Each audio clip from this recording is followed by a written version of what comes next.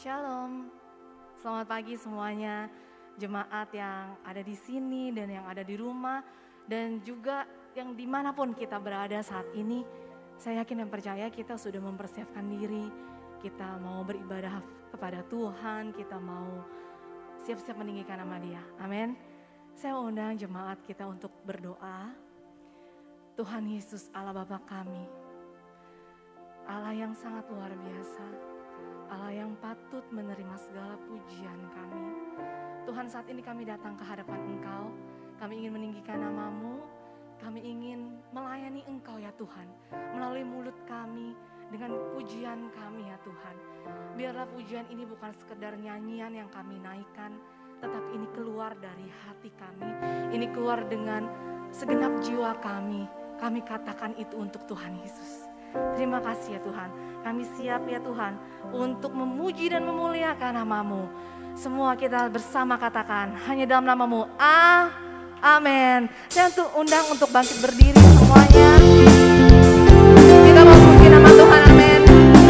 Haleluya. Semua bersuka cita karena Tuhan. Yes.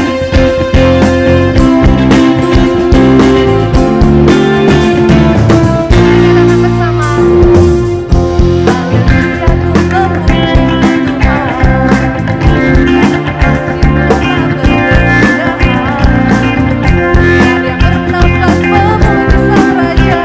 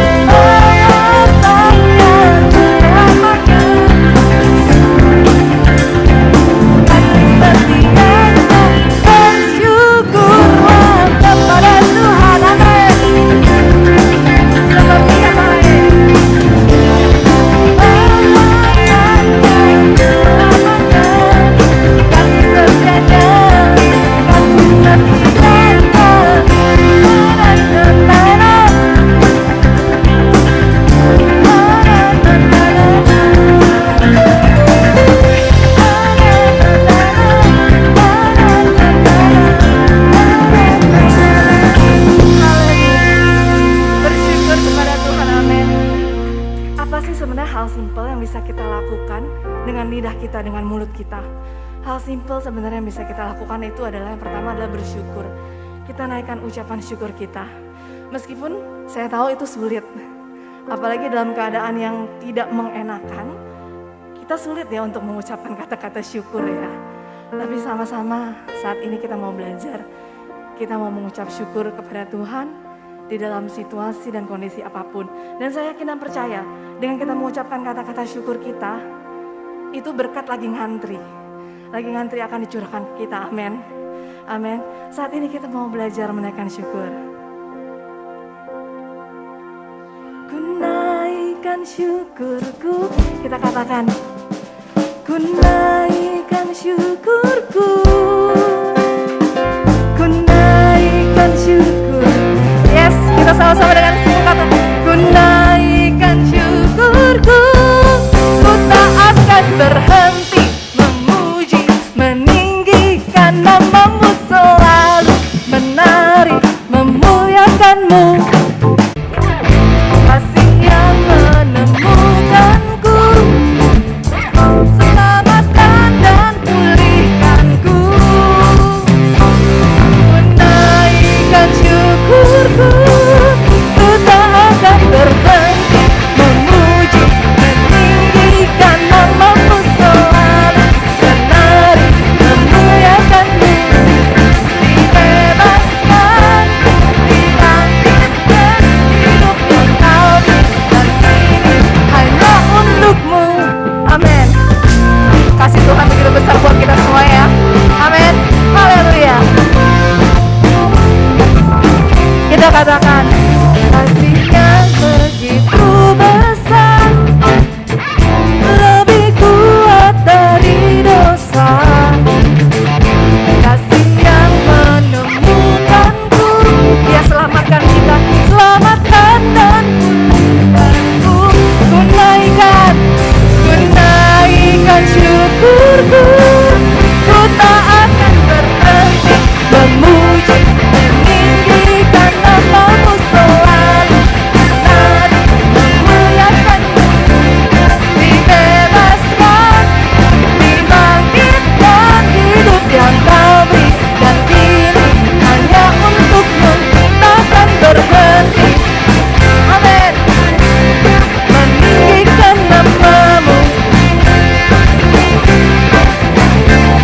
dibebaskan, dibangkitkan, hidup yang kau berikan ini hanya untukmu, hidup yang kau berikan ini hanya untukmu. Haleluya. Sorak-sorai buat Tuhan kita. Amin. Haleluya. Terima kasih ya Tuhan Yesus. Hidup kami hanya untukmu Tuhan. Biarlah ini adalah pernyataan dari hati kami. Ya Yesus, hidup kami adalah penyembahan. Biar mulut kami boleh memuji namamu Tuhan. Menaikkan ucapan syukur kami. Karena Engkau Allah yang begitu baik bagi kami. Terima kasih Yesus.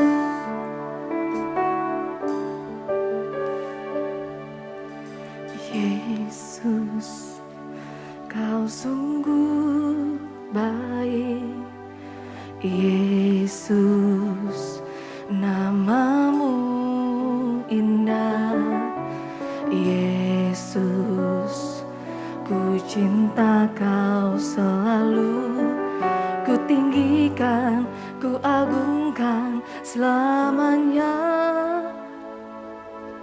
Yesus, Kau sungguh baik. Yesus, namamu indah. Yesus, ku cinta Kau selalu. Ku tinggikan, ku agungkan selamanya. Ku mau memujimu, ku selalu pujimu.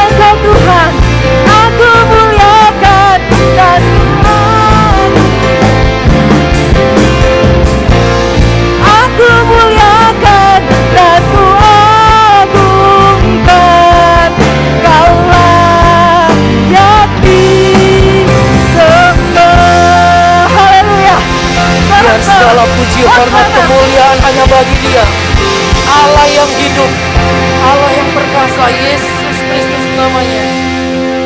Kami mengucap syukur pagi hari ini Tuhan kami ada di tempat ini. Kami mengucap syukur Tuhan sebab Engkau Allah yang besar ada di tempat ini.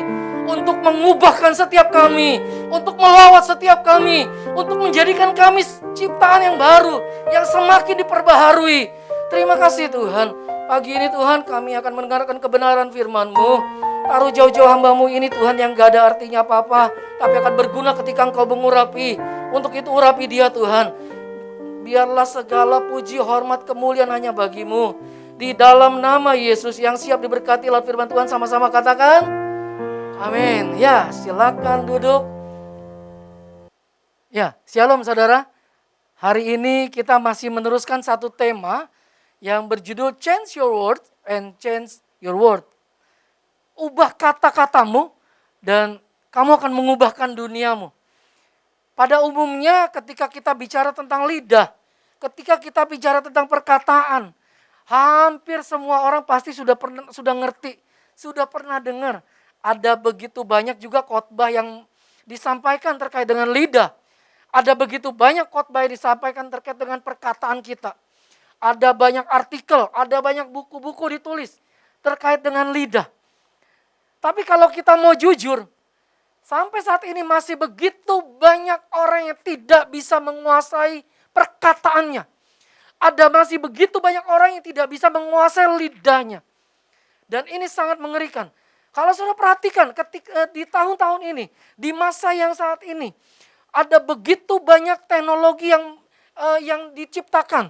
Teknologi baru, kendaraan baru, kereta terbang dan lain sebagainya. Industri-industri begitu maju.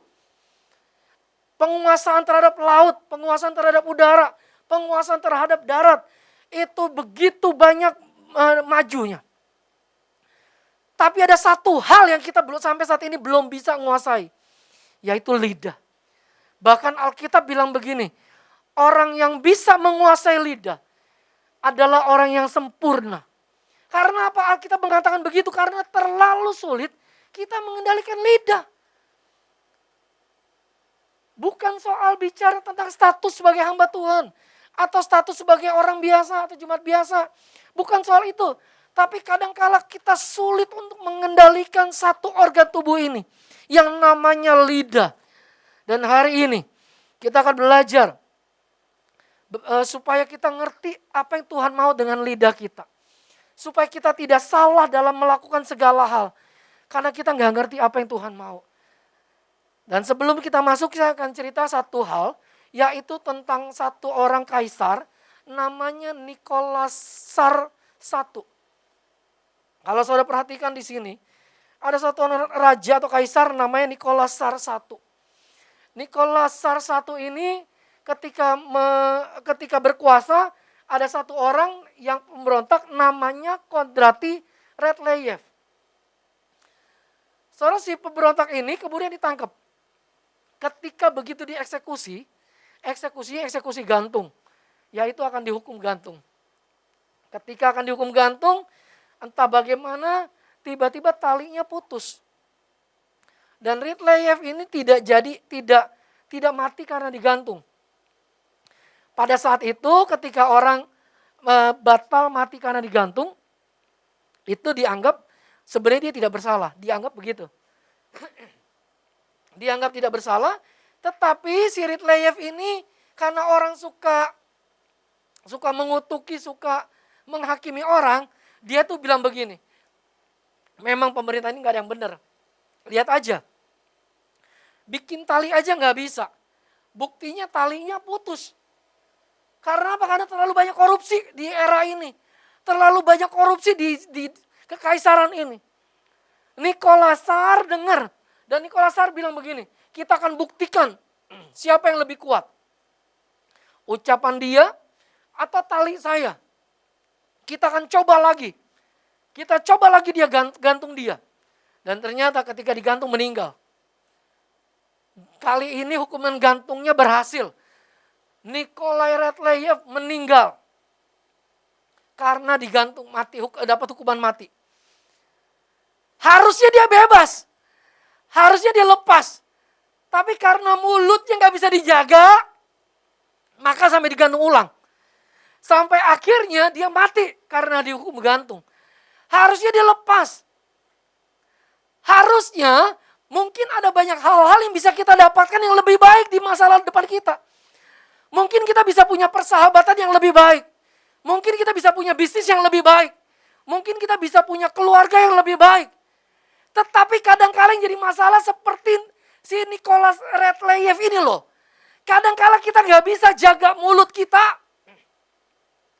Kadang-kadang kita nggak bisa jaga perkataan kita. Dan akhirnya mematikan semuanya.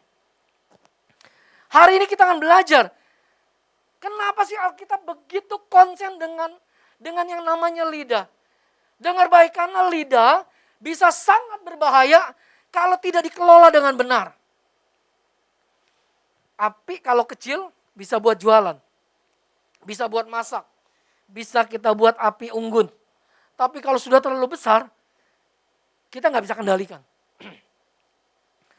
Sama seperti lidah. Sama seperti kemudi. Kapal yang besar, Yakobus katakan, hanya dikemudikan oleh satu kemudi yang kecil. Kenapa begitu? Karena seperti itulah lidah. Lidah itu sesuatu yang kecil, tetapi dapat menghancurkan begitu banyak hal. Banyak hal yang hancur karena satu hal yang namanya lidah yang tidak bisa dikendalikan. Mari kita belajar dari ayat yang jadi panduan kita selama bulan ini.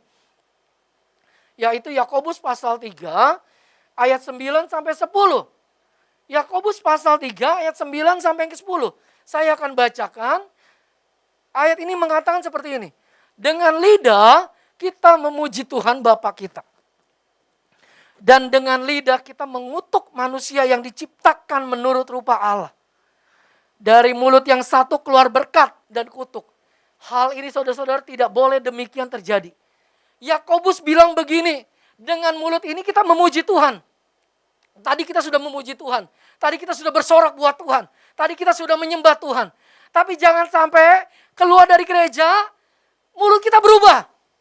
Dari memuji Tuhan, berubah jadi mengutukin manusia. Perlu kita sadari, manusia diciptakan serupa dan segambar dengan Allah. Sama dengan Allah. Artinya ketika kita ngutukin manusia, ketika kita mengatai manusia, ketika kita menghakimi manusia, jangan-jangan kita sedang mengutuki Allah. Karena manusia diciptakan sekali lagi serupa dan segambar dengan Allah. Hari ini kita akan belajar apa yang Allah kehendaki dengan lidah kita. Kita harus tahu ini supaya kita ngerti apa yang Allah mau. Supaya kita bisa kendalikan lidah kita. Supaya kita bisa jaga sebelum kita bicara. Zaman sekarang ada istilah yang bilang begini. Saring dulu sebelum sharing. Kadangkala kita enggak saring dulu, ngomong aja. Sampaikan dulu, enggak tahu orang sakit hati apa enggak. Yang pertama, hal yang pertama yang Allah kehendaki dengan lidah kita. Inilah yang Allah mau. Inilah yang Allah inginkan terjadi dengan lidah kita. Yang pertama adalah Allah menghendaki kita memiliki lidah yang bebas dari perkara yang jahat dan yang dari ucapan yang menipu. Yang pertama yang saya mau catat hari ini adalah Allah pengen kita bebas dari ucapan yang menipu dan dari perkara-perkara yang jahat. Satu kali Dr. Masaru Emoto, seorang ilmuwan dari Jepang, melakukan penelitian selama beberapa waktu. Dia melakukan penelitian atas dua hal. Penelitian atas dua hal yaitu air dan nasi. Saya akan ceritakan dua-duanya. Yang pertama, dia lakukan penelitian terhadap air. Jadi dia taruh air dalam sebuah botol. Dia taruh air di sebelah sini misalkan. Di sebelah sini dia taruh air yang ada kata-kata puji-pujiannya. Di sebelah sana dia taruh botol juga dalam air yang ada kata-kata makiannya. Yang ada kata-kata kutukannya. Jadi setiap orang di rumahnya si Dr. Masaru Emoto ini, kalau datang dan melewati tempat itu, dia harus baca kencang-kencang terhadap air itu. Oi, kamu luar biasa ya, kamu hebat, kamu memberkati saya. Kiranya Tuhan memberkati kamu ya, gitu. Jadi setiap orang yang lewat di botol yang sebelah sini, dia akan memuji air ini. Sementara di air yang sebelah sana, setiap orang yang lewat, dia harus menghakimi, harus memaki-maki air yang ada di sini. Dan dia, setiap orang yang datang, dia melewat, dia akan bilang gini, dasar kamu gak ada gunanya, kamu tuh memang lebih baik mati saja, masa depanmu gak ada. Dan survei mencatat bahwa ternyata hasil airnya, kalau saudara baca penelitian ini, hasil airnya itu ternyata yang dipuji-puji, itu dia akan membentuk sebuah molekul yang bagus sekali, bentuknya seperti bunga. Tapi sementara yang di sini, airnya mati. Gambarnya hancur. Gambaran dirinya hancur. Survei yang kedua tentang beras. Tentang nasi. Bukannya beras tapi nasi. Sama juga, di sana ditaruh nasi yang sudah dimasak. Di sebelah sana juga ditaruh nasi yang sudah dimasak juga. Yang di sebelah sana ditulis kata-kata pujian, yang di sebelah sana ditulis kata-kata makian. Sama juga, setiap orang yang lewat harus memuji. Sementara di sana setiap orang yang lewat harus membaca keras-keras kata-kata makian. Yang terjadi apa saudara? Yang namanya beras, yang namanya nasi, dimasak 2 hari itu harusnya sudah basi. Tetapi beras yang dimaki-maki dalam 1 hari sudah basi. Dan beras atau nasi yang sudah dipuji-puji, yang dikasih kata-kata pujian, yang kasih kata-kata sanjungan, yang diucapkan terima kasih, yang diucapkan masa depan yang baik. Yang terjadi adalah beras ini selama 3 minggu tidak basi. Inilah yang namanya kuasa perkataan. Jangan-jangan seringkali kita ngatain ke anak kita, dasar kamu gak ada gunanya, dasar kamu anak bandel, dasar kamu gak bisa diajarin, dasar kamu anak yang kurang ajar. Loh, kenapa kita gak ganti kata-kata kita? Kenapa kita gak ganti kata-kata kita jadi kata-kata yang puji-pujian? Mungkin memang dia masih bandel, tapi bukankah kita bisa merubah menjadi kata-kata yang lebih baik? Kiranya Tuhan memberkati kamu nak, supaya masa depanmu masa depan yang baik. Supaya kiranya Tuhan mengajarkan kamu lebih lagi nak. Bukankah kita bisa mengganti kata-kata kita? Ingat saudara, ada begitu banyak hal terjadi yang harusnya kita bisa dapatkan lebih baik. Tapi kita nggak dapetin. Karena apa? Karena kita terlalu sering mengutuki orang lain. Kita terlalu sering mengutuki masa depan kita. Kita terlalu sering menjelek-jelekan perusahaan kita. Kita terlalu sering menjelek-jelekan sahabat kita, teman kita, dan lain sebagainya. Hari ini kita harus belajar. Mari kita bebas dari perkara hati yang jahat. Saya tidak percaya ada orang yang pernah bilang begini. Saya mah cuma di mulutnya aja yang jahat. Tetapi hati saya baik. Menurut saya nggak ada yang seperti itu. Karena apa yang terucap dari mulut, meluap dari hati. Itu yang Alkitab katakan. Apa yang keluar dari mulut, meluap dari hati. Dan jika hati kita jahat, hati kita nggak benar, hati kita nggak beres. Yang keluar juga perkataan yang nggak benar, perkataan yang nggak beres.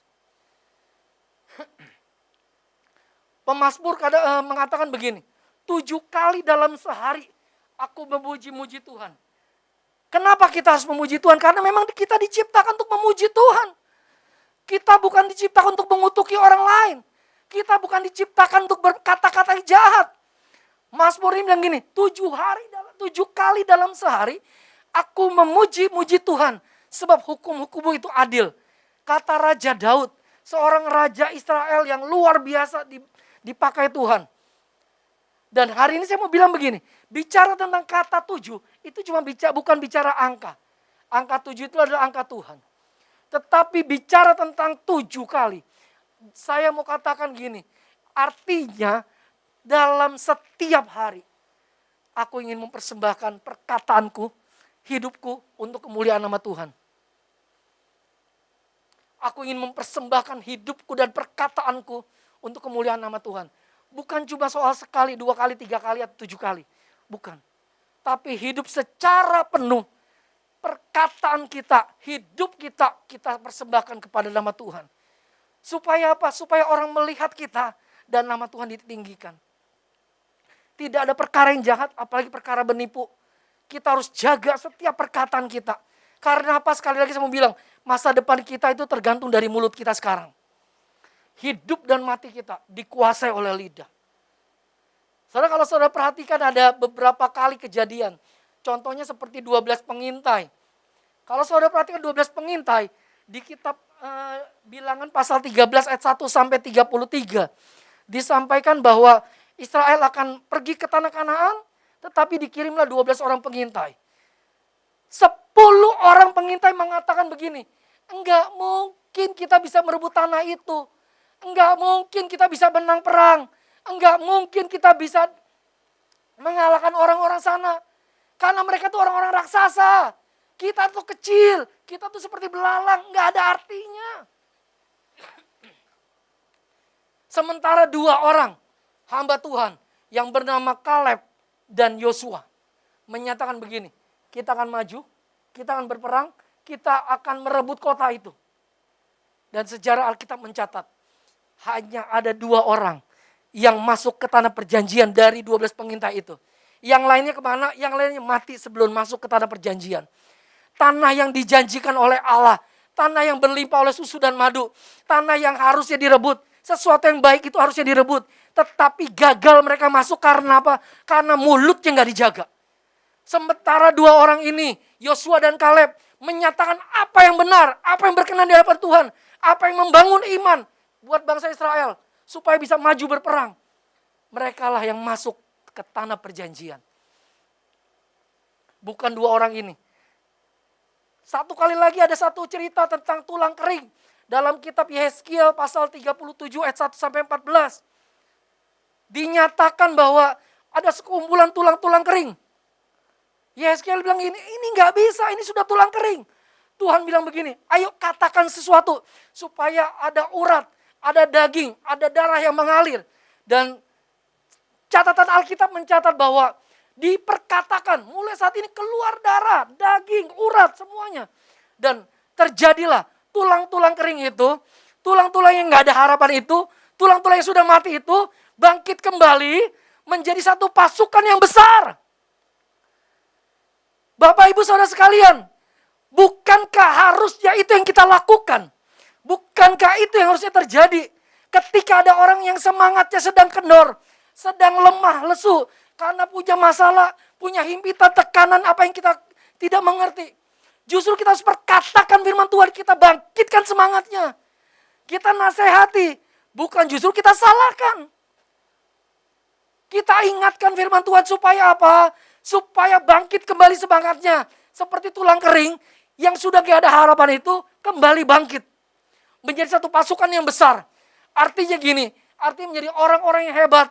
Jadi orang-orang yang besar, orang-orang yang dianggap mati, tapi ketika ketemu dengan kita semangatin, kita encourage, dan orang itu akan tampil sebagai pemenang. Pak, Bu, saudara sekalian, mari jangan sampai ada kata-kata yang tidak berkenan di hadapan Tuhan. Bukankah terlalu sering kita seringkali marah dengan hal-hal yang gak penting. Marah itu bukannya gak boleh. Marah boleh, tapi marah-marah itu yang tidak boleh. Hidup dalam kemarahan itulah yang gak boleh. Mari kita belajar untuk menjaga lidah kita. Supaya bebas dari perkara-perkara yang jahat dan dari ucapan-ucapan yang menipu. Kalau saya mau tanya di sini, apakah di antara kita ada yang tidak pernah menipu? Jangan-jangan di hari ini pun kita sudah pernah menipu orang. Yang hari yang baru kita lewatin beberapa jam ini, jangan-jangan kita sudah ngebohongin keluarga kita atau lain sebagainya. Kadangkala begitu. Kadangkala tanpa sengaja ada banyak dusta yang kita keluarkan dari mulut kita. Dari bibir kita. Ada banyak dusta yang kita keluarkan melalui update-update status kita di media sosial. Mari saudara sekalian, kita jaga hidup kita supaya kita punya lidah yang memberkati orang lain. Bagian kedua, kalau ini kita bicara bagian yang pertama, bagian kedua, apa yang Allah kehendaki dengan lidah kita? Yang Allah kehendaki dengan lidah kita yang bagian kedua adalah, untuk bagian kedua ada 2 hal. Jadi Bagian kedua adalah yang Allah kehendaki dengan lidah kita. Adalah lidah yang menggembalakan. Apa itu lidah yang menggembalakan? Lidah yang bisa menerima orang lain. Lidah yang bisa memeluk orang lain dengan perkataan kita. Lidah yang bisa mendoakan orang lain bukannya menghakimi orang lain. Yang pertama adalah lidah yang menggembalakan adalah lidah yang lembut.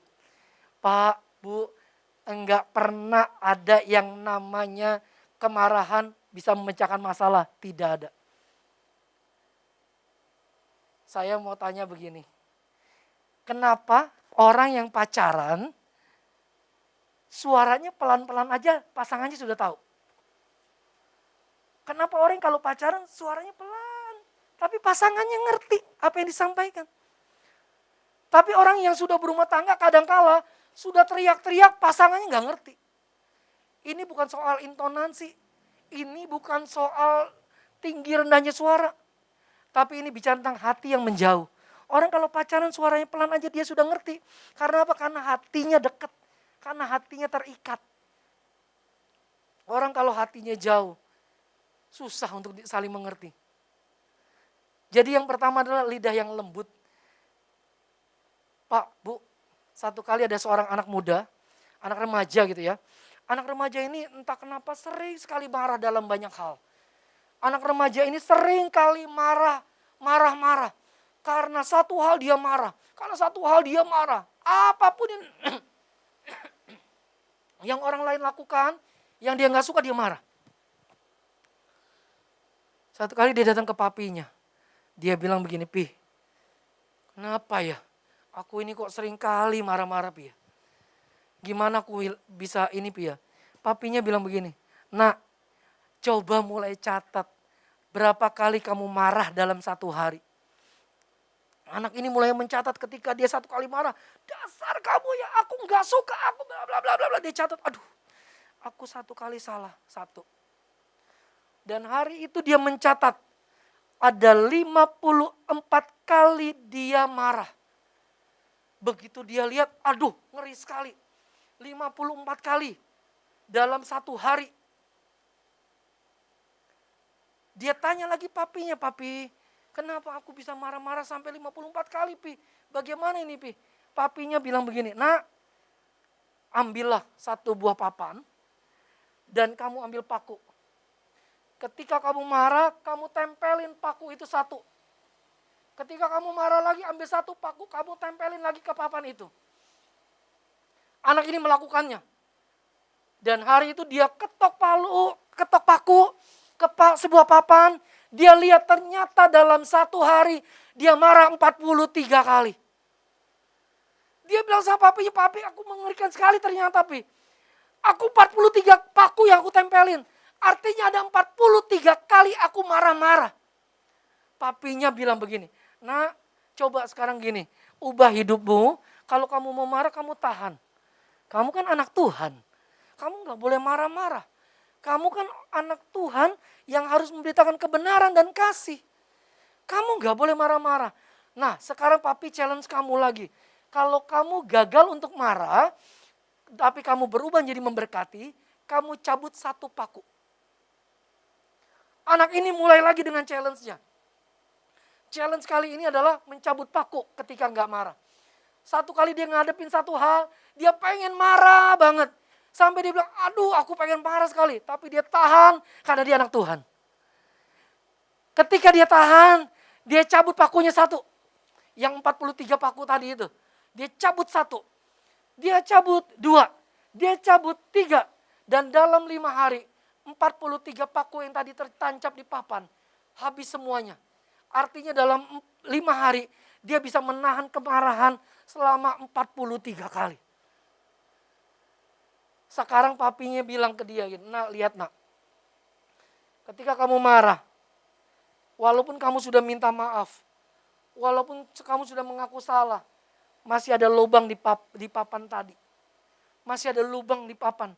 Jangan-jangan ketika kamu marah, ada orang yang mulai sakit hatinya.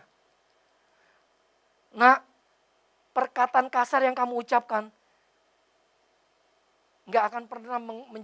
tidak akan pernah menjadikan satu solusi. Tapi kasih yang kamu nyatakan selalu akan menjadi solusi. Nah, Mari kita belajar punya lidah yang lembut. Kadang-kala pengen marah, tahan aja. Kadang-kala pengen komplain karena diperlakukan tidak wajar. Mari kita tahan. Ingat, perkataan kasar yang kita ucapkan seringkali dikeluarkan dengan tujuan agar orang lain bisa berubah. Tapi sesungguhnya yang terjadi adalah orang tidak akan pernah berubah ketika mendapat kata-kata yang kasar. Seringkali kita bilang gini, gua itu lagi ngajarin dia dengan cara begini. Orang gak akan pernah berubah dengan cara yang kasar. Mari kita belajar merangkul. Mari kita belajar mengasihi. Mari kita belajar saling menasihati dengan kasih. Enggak gampang, tapi mari kita belajar sama-sama. Mari kita belajar sama-sama agar kita juga semakin berubah. Agar kita sama-sama diubahkan. Perkataan kasar yang kita ucapkan, ingat bukan hanya memperlebar jarak hubungan. Tetapi juga akan meninggalkan luka. Pak, kadang-kala kita lemparin ke perkataan-perkataan kasar kita. Sebenarnya kita sedang membuat jarak hubungan yang jauh. Tapi mari kita belajar. Mari kita belajar untuk memiliki lidah yang memulihkan. Lidah yang gak menuduh.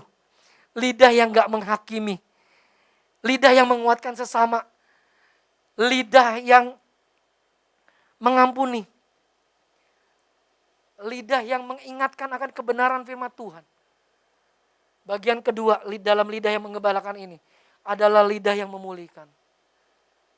Pak, Bu, saya sebenarnya cukup kaget ketika saya mempelajari tentang tema ini. Tadi malam saya pelajari kembali materi saya dari kurang lebih 2:30 pagi sampai jam 5:30 hari ini, minggu ini. Pak, tadi pagi. Karena tadi malam saya pulang pelayanan sampai jam kurang lebih 10:30. Saya tidur, saya bikin alarm, dan saya setel 2:30 saya bangun. Saya pelajari materi saya kembali. Saya nangis di hadapan Tuhan, saudara. Khotbah ini harusnya untuk saya. Karena saya adalah orang yang kasar dalam perkataan. Khotbah ini harusnya mengingatkan saya. Karena ternyata selama ini saya orang yang suka sekali melontarkan kata-kata yang gak penting. Khotbah ini mengingatkan saya bahwa saya harus berubah. Pagi ini ketika saya membaca kembali materi yang saya siapkan, saya nangis dan saya minta ampun di hadapan Tuhan. Ternyata ada begitu banyak kata-kata yang mengerikan yang saya keluarkan.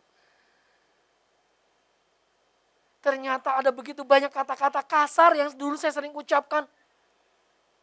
Pak, Bu, saudara sekalian, kadangkala kita pengen berharap dunia kita berubah. Kadangkala kita berharap negara kita berubah. Kadangkala kita berharap kota kita berubah.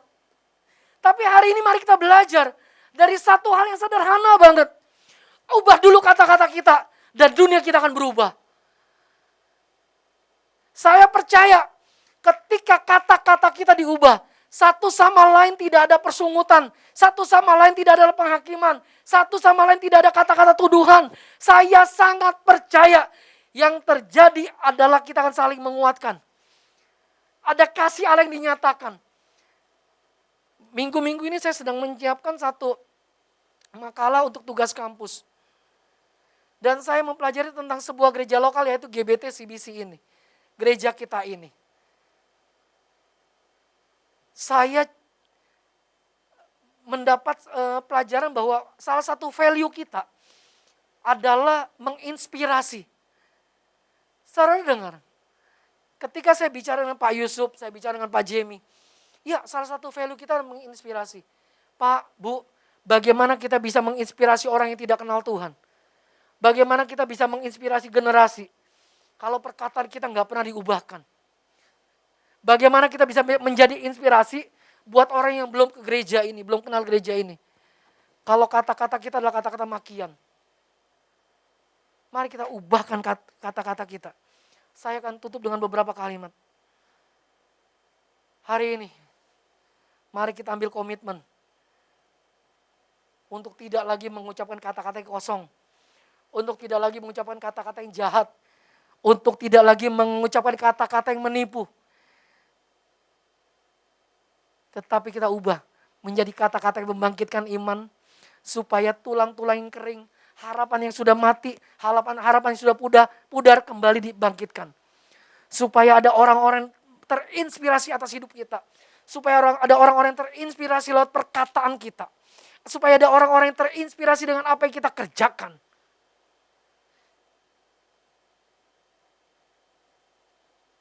Pada akhirnya, mari saudara sekalian,